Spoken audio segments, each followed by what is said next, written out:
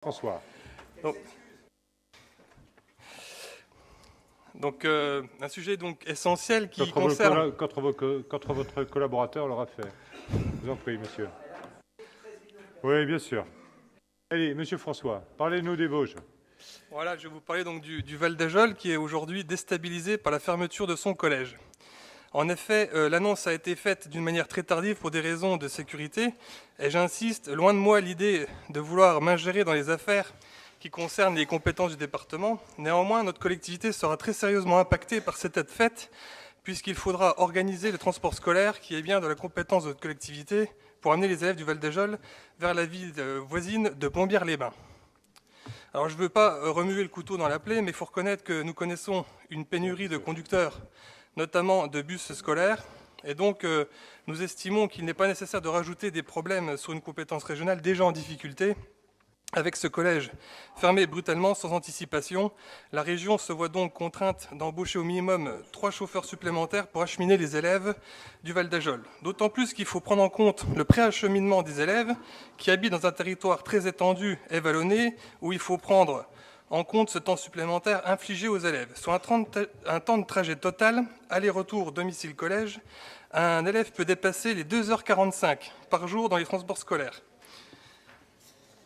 Nous sommes très loin donc des préconisations de la loi Montagne qui englobe la commune du Val d'Ajol, qui recommande fortement que les élèves ne dépassent pas plus de 1h30 dans les transports scolaires. Alors j'aurais voulu vérifier dans le cahier des charges de la région, j'ai pas eu l'occasion de le faire, mais je crois que ça apparaît dans le cahier des charges, donc c'est un point qu'il faudra éclaircir. Le transport scolaire, donc c'est la compétence de la région, et j'insiste sur ce point. C'est aussi pour le bien-être des enfants, puisque aujourd'hui beaucoup des parents d'élèves me l'ont dit, ils se plaignent à juste titre que leurs enfants n'ont plus le temps de faire des activités extrascolaires, et on sait combien c'est important pour le développement et leur développement et leur épanouissement.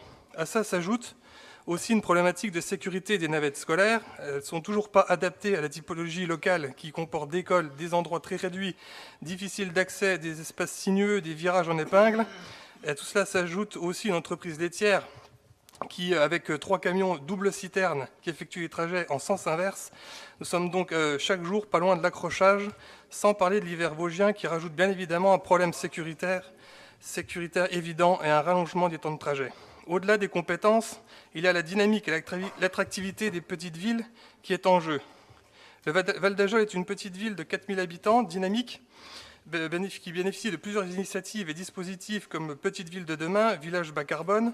Donc il y a de l'argent, il y a du temps de la part des acteurs, de la population locale qui est investi. Tout cela est mis à mal par cette fermeture. Sur les émissions carbone, on est à une demi-tonne d'émissions de CO2 supplémentaires par élève. C'est ballot pour le dispositif bas carbone. Alors, Monsieur le Président, vous l'avez compris, nous proposons cette motion pour que la région s'engage fortement à maintenir un établissement public structurant et non pas une maison de la montagne comme cela est prévu, pour éviter de le dévitaliser, ce territoire, car c'est bien de ça qu'il s'agit à la fin. C'est une ville qui risque de mourir à petit feu. Cette fermeture est vraiment ressentie comme un couteau planté dans le dos de tous les citoyens et les bonnes volontés qui se sont investis pour leur commune, leur territoire. C'est la raison pour laquelle je demande, via cette motion, d'octroyer une subvention exceptionnelle au département des Vosges pour qu'il puisse reconstruire un collège au Val d'Ajol. Je vous remercie.